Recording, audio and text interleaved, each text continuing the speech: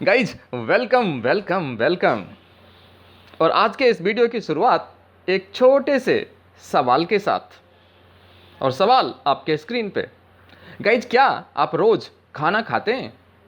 आप कहेंगे ये क्या सवाल है, मैं तो रोज खाना खाता हूं। अब मैं आपसे कहूंगा, सर आप रोज खाना खाते हैं तो आपको पीना भी चाहिए एलोवेरा जूस और पानी। आप कहेंगे पानी तो ठीक है, लेकिन रोज एलोवेरा जूस वो क्यों और कितनी मात्रा में? दोनों ही सवाल का मैं जवाब देता हूं, क्यों और कितनी मात्रा में। एलोवेरा जूस रोज इसलिए पीना चाहिए क्योंकि ये हमारे शरीर को अंदर से साफ कर देता है। अंदर की सफाई क्यों जरूरी है ये? इसके जवाब में मैं आपसे पूछना चाहता हूं कि जिस बर्तन में हम रोज खाना पकाते हैं, क्या उसकी सफाई करते हैं रोज? हमारी माता, हमारी बहनें, हमारी बेटियां कहेंगी कि ये क्या सवाल हुआ, इसकी तो मैं रोज सफाई करता हूं। सही कहा आपने। अब मैं पूछता हूं, क्यों क्यों रोज सफाई करते हैं आप इसकी? आप कहेंगे कि जो खाना हम पकाते हैं उसका कुछ अंश बर्तन के अंदरूनी दीवार पे चिपका रहता है। अगर रोज मैं विम बार से घिस घिस के उसे साफ अंदर से बाहर से ना करूं तो भोजन के कुछ अंश उसके दीवार पे लगे रह जाएंगे, सड़न पैदा करेंगे, बदबू पैदा करेंगे, परत दर परत जमते चले जाएंगे। सही कहा आपने। अब मैं आपसे एक और सवाल पूछता हूं कि भोजन पकाने वाले बर्तन की आप रोज सफाई करते हैं, तो भोजन पचाने वाले बर्तनों की रोज सफाई क्यों नहीं करते? जब भोजन पकाने वाले बर्तन के अंदरूनी दीवार पे ये परत दर परत जम सकता है, तो क्या भोजन पचाने वाले जो हमारे बर्तन हैं, हमारी आंत, हमारी ईसोफेगस, इसमें क्या ये भोजन के अंश नहीं जमते होंगे? जमते हैं जी। कहते हैं डॉक्टर सलीम जैदी, बहुत बड़े डॉक्टर साहब हैं। डॉक्टर साहब कहते हैं कि हम जो कुछ भी खाते हैं तो दो बातें होती हैं, कुछ तो डाइजेस्ट हो जाता है, बाकी शरीर से स्टूल और यूरिन के रूप में बाहर निकल जाता है। अब डॉक्टर साहब एक और मार्केबल बात कहते हैं कि अगर ये प्रोसेसिंग 100% हो जाए, तब तो ना ही आपको रोज ब्रश करने की जरूरत है और ना ही रोज एलोवेरा पीने की। क्यों? क्योंकि जितना हमने खाया उतने में से या तो डाइजेस्ट हो गया या बाहर निकल गया। डॉक्टर साहब कहते हैं कि मगर एक्चुअली ऐसा नहीं होता है। हम जो खाना खाते हैं उसके कुछ कण हमारे दांतों में फंस जाते हैं, और दांत की सफाई के लिए तो हम रोज ब्रश करते हैं ना, नहीं तो मुंह में सड़न पैदा हो जाएगी। और जो स्थिति दांत के साथ है, जो स्थिति बर्तन के अंदरूनी दीवार के साथ है, वही स्थिति हमारे शरीर के अंदर के पार्ट्स के साथ भी है। जो भी हम खाना खाते हैं वो कैसे हमारे शरीर में एडजस्ट होता है, आइए डॉक्टर साहब के नज़रिए से बताते हैं।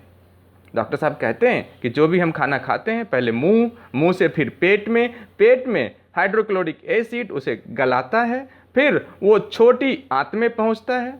छोटी आंत में न्यूट्रिएंट्स बनते हैं जो ब्लड में जाते हैं ताकि हमारा खून बनता है, शक्ति मिलती है। अब जो कचरा बच गया वो बड़ी आंत से बाहर निकल जाता है।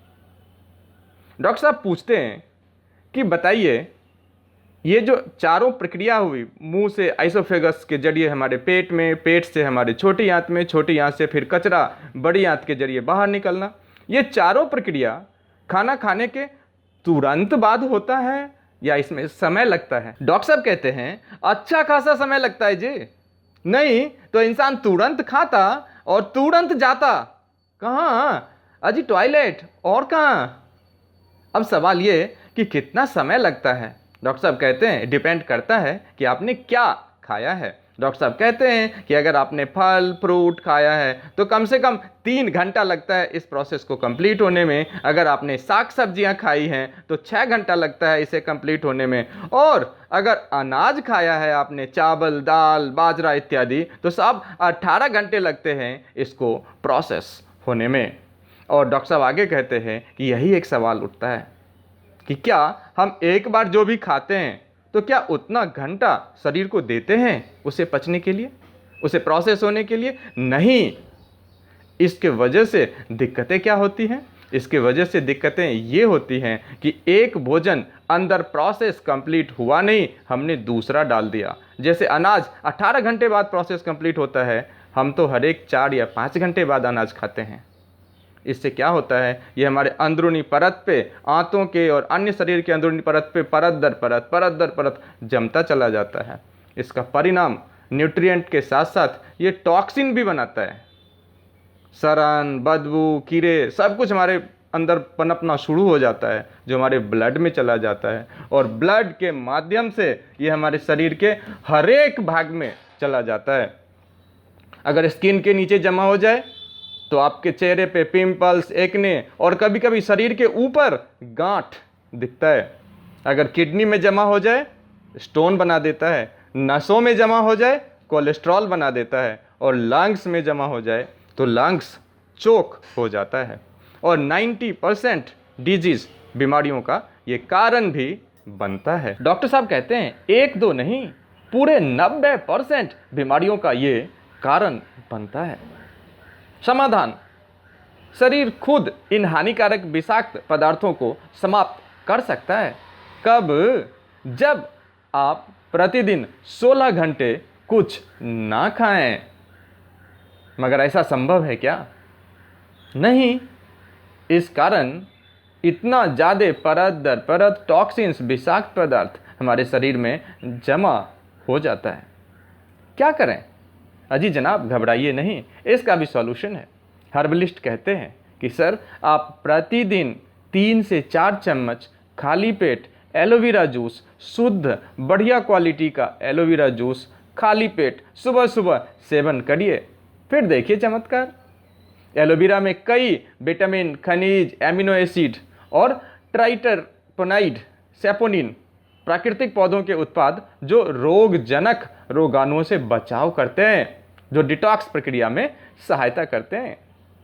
एलोवेरा में यौगिकों का यह संयोजन बहुत तरह से आपको मदद करता है।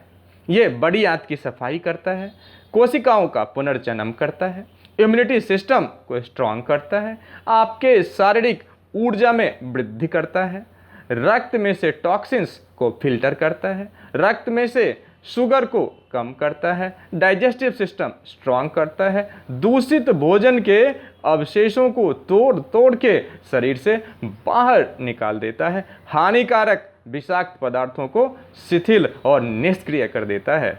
ना अजीब, है ना चमत्कार एलोवेरा जूस। और ये एलोवेरा जूस हर्बो ग्लोबल पूरे हिंदुस्तान में सबसे ज़्यादा हर्बो ग्लोबल का बिकने वाला एक प्रोडक्ट है। आजमा के एक बार तो ज़रूर देखिए और अपना फीडबैक हमारे डिस्क्रिप्शन में दिए गए नंबर्स पे ज़रूर भेजिएगा।